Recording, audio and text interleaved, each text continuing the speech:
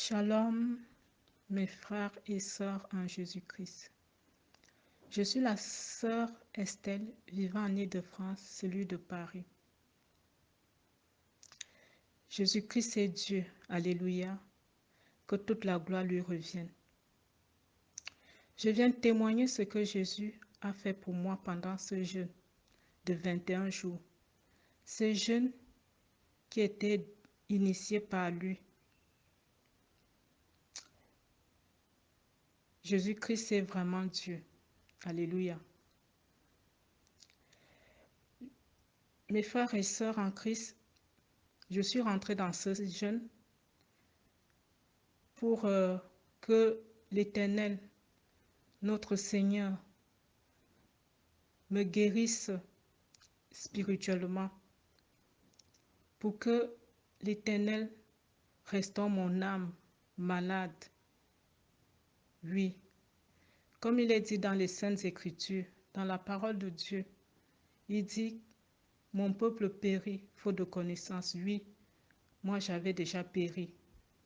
Je n'avais aucune connaissance de la sainte doctrine, de la démarche pour la sanctification.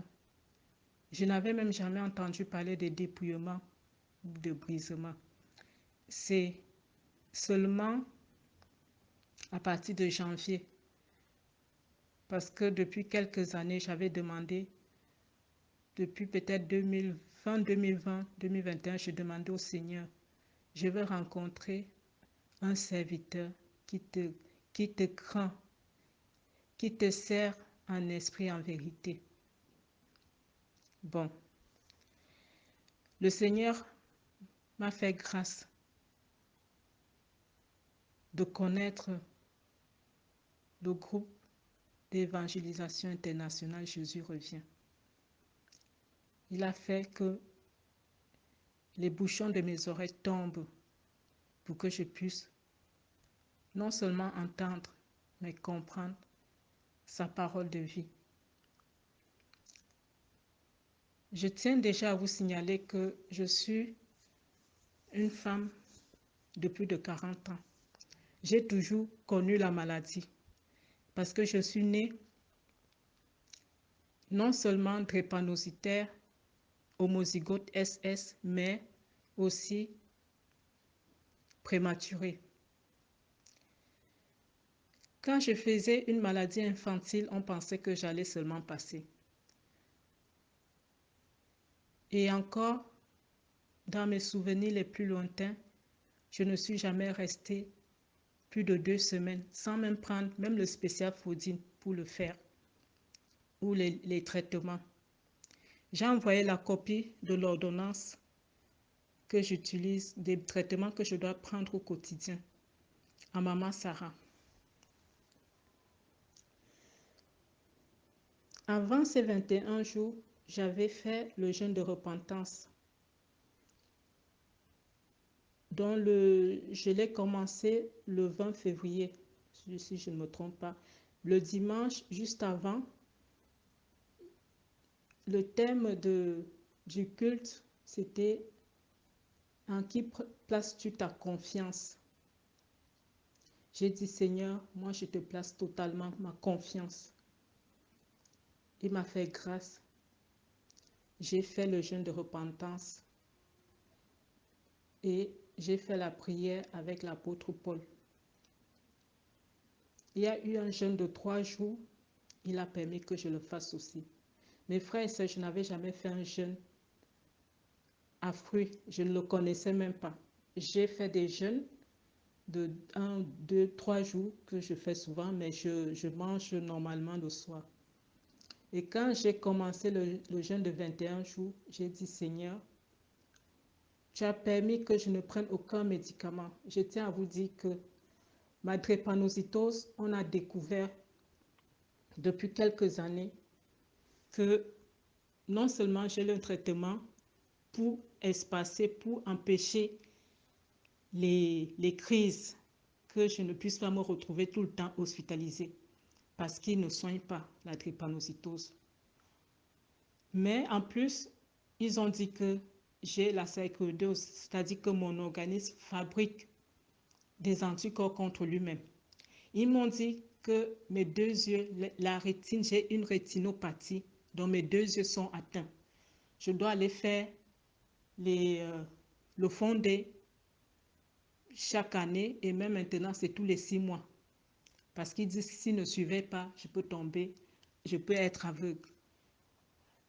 J'ai fait quelques années. L'année passée, j'ai été hospitalisée fin décembre 2020 à janvier 2021 parce que j'avais fait une hémoptysie, une lémopathie en fait.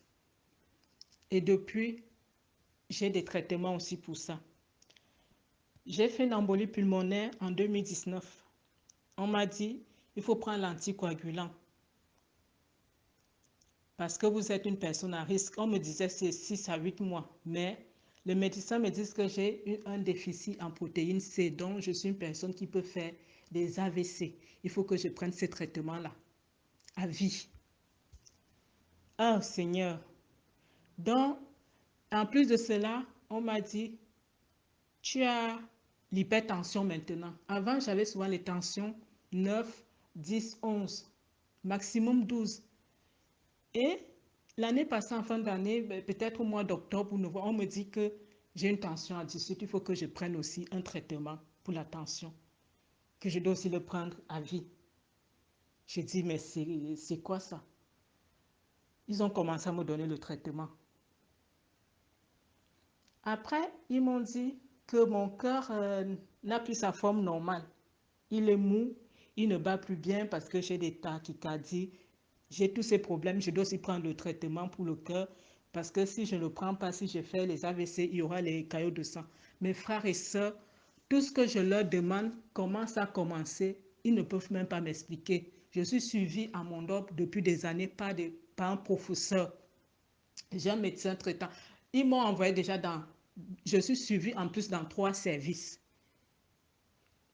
Mais quand je leur pose des questions, ils disent que c'est les complications de la drépanocytose. Quand j'ai commencé le jeûne, j'ai dit Seigneur, je te place ma confiance. Tu as déjà permis même que je ne prenne pas un médicament. Et là, c'est le sang de Jésus-Christ qui remplace tous ces médicaments-là. Parce que j'ai fait confiance aux hommes. J'ai toujours pris mes médicaments. J'ai toujours suivi ce que les hommes scientifiques me disent, mais je n'ai pas trouvé.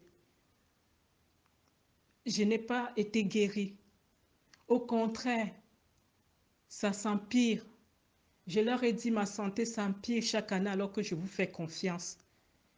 Vous n'arrivez pas à m'expliquer pourquoi ainsi vous dites que c'est juste la complication. Pendant que on a commencé le jeûne, le premier jour, j'ai prié. Mais mes frères et sœurs, j'ai eu une crise qui a commencé. Subitement, les 2 membres inférieurs, les reins, le bras et l'avant-bras droit, l'omoplate. Et je vous dis, je connais mon corps. Je connais les douleurs. Je gère beaucoup de douleurs. Je gère beaucoup les douleurs à la maison. Mais il y a les douleurs. Je sais quand ça commence que c'est les urgences qui viennent, les ambulances qui viennent me chercher pour m'amener aux urgences. Et ce n'est pas pour sortir. C'est pour être hospitalisé. Le jour-là, j'ai mis mes pieds, mes genoux par terre. J'ai dit, Seigneur, le malin, il a menti. Il veut que je prenne des médicaments pour sortir.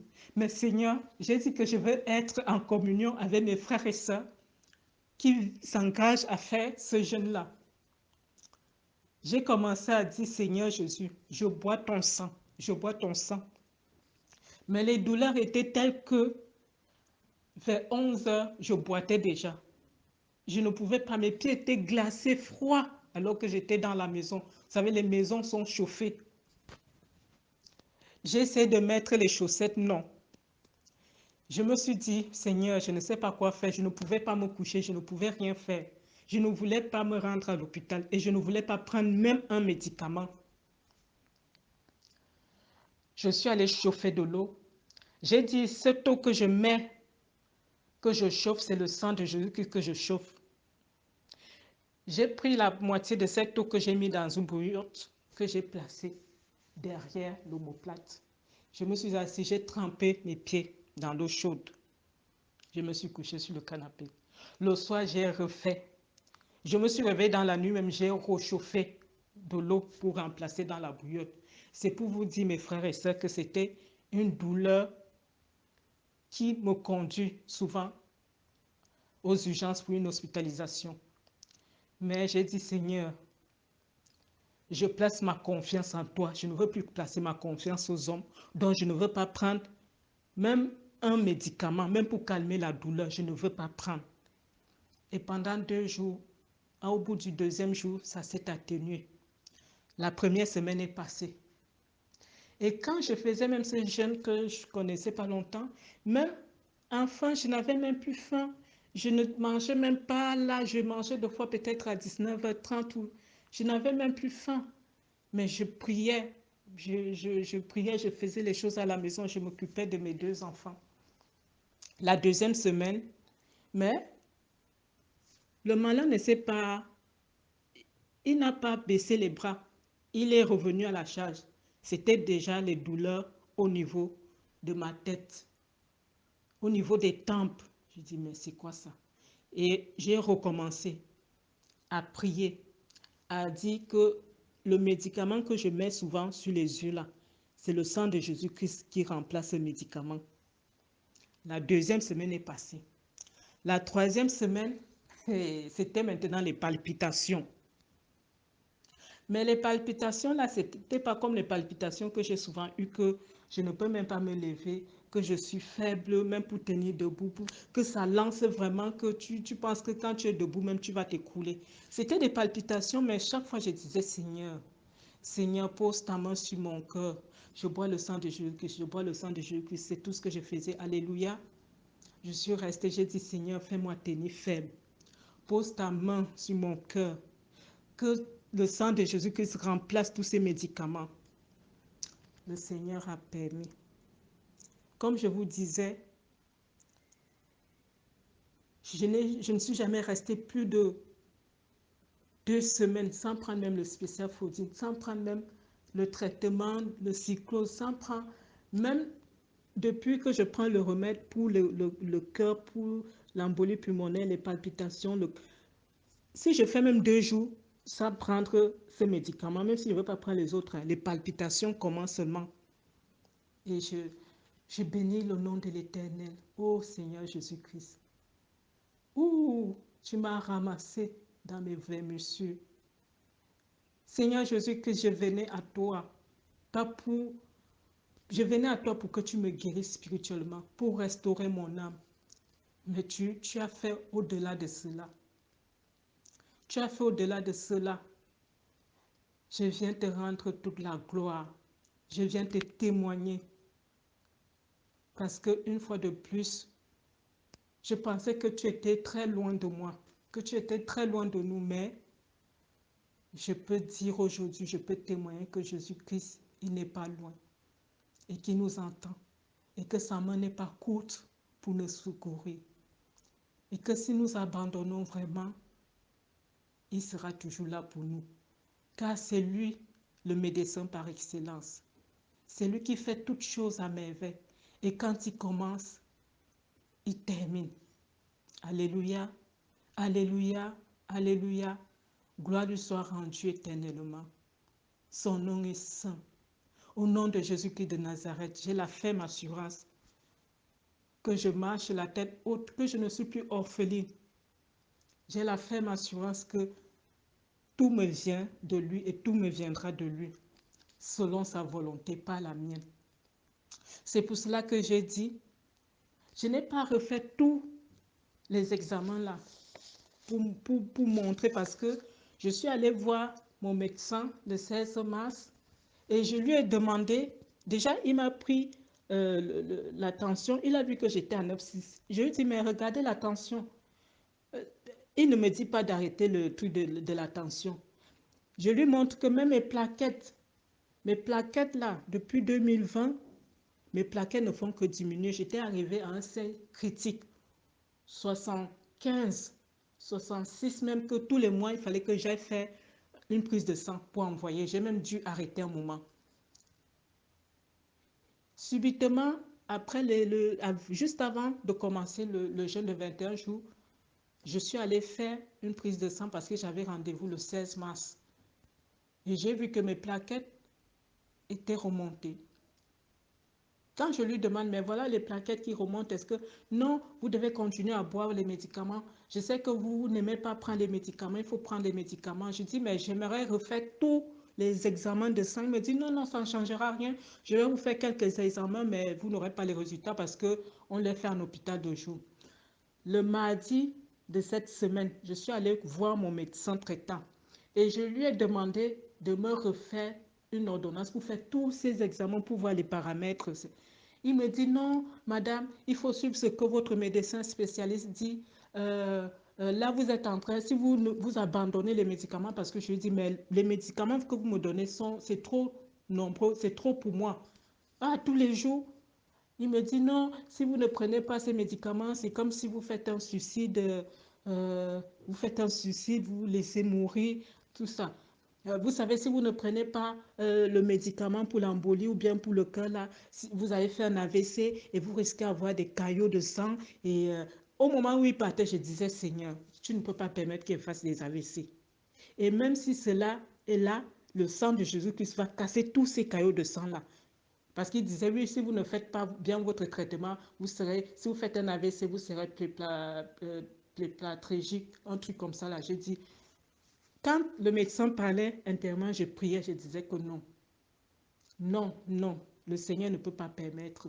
Le sang de Jésus-Christ coule en moi. Il ne peut pas permettre. C'est pour cela, frères et sœurs, oh, je ne sais pas, je rends toute la gloire à Dieu. Notre Jésus-Christ là, il est vraiment amour et son amour est un amour exceptionnel. Son amour est un amour sans tache. Son amour est un amour indélébile. Son amour est un amour pur. Son amour est un amour que le ciel et la terre ne peuvent contenir. C'est ce que je comprends et c'est ce que j'expérimente. Donc je me suis dit, je n'ai pas fait tous ces examens, mais je sais que je ne fais pas 3 mois sans qu'on me convoque là. Ils ont dit qu'ils doivent me faire l'IRM cardiaque. Ils vont, il m'a même envoyé voir, il a dit qu'il faut que je consulte un de ses médecins, un rythmologue, pour une ablation des poumons. J'ai dit, mais il n'y aura pas d'ablation des poumons parce que le Seigneur Jésus-Christ, son sang même va faire l'ablation. Parce que quand il commence que l'ablation, là, c'est pour me rendre esclave des médicaments. Il va encore me donner des médicaments. Donc, j'ai dit, moi, je refuse selon le nom de Jésus-Christ de Nazareth. Je refuse même ces médicaments au nom de Jésus-Christ de Nazareth. Et je refuse parce que je vais témoigner. Je vais témoigner que seul Jésus-Christ est le médecin par excellence et le médecin par excellence spirituellement. Que sa volonté s'accomplisse dans ma vie. Je ne suis pas venue, comme je dis, pour une guérison ou quoi, je ne sais pas, c'est le Seigneur qui décide. Parce que moi, je voyais que j'étais morte spirituellement. Je venais pour être guérie spirituellement. Mais le Seigneur fait ce qu'il veut selon sa volonté au moment voulu. Et je sais que ce qu'il a commencé, il le terminera. Amen. Vraiment, que le Seigneur Jésus-Christ tienne tous ses serviteurs, toutes ses servantes, ses chants dans le creux de sa main, comme il a toujours fait, qui continue toujours à les oindre, ses apôtres, ses évangélistes, ses docteurs, ses prophètes, qui continuent à oindre tout le monde qui l'utilise, tous les vases là qui les remplissent, qui les oignent, afin que nous, comme ça là, nous puissions marcher dans la saine doctrine, que lui-même nous brise et qui nous amène à nous dépouiller, mes frères et sœurs. J'ai dit, il est préférable que je souffre sur cette terre, mais je refuse la souffrance éternelle. C'est pour cela que j'ai dit, je m'engage au nom de Jésus-Christ de Nazareth, je me laisse conduire par lui, je m'abandonne à lui, parce que lui me connaît plus que moi-même. C'est lui qui va couper là où il faut couper, il va racler ce qu'il veut racler, mais je m'abandonne à lui. Que son nom soit glorifié dans ma vie. Que son nom soit glorifié en chacun de nos vies. Seigneur Jésus-Christ, ce n'est pas les amusements. Oh, que son nom soit béni. Amen, amen, amen.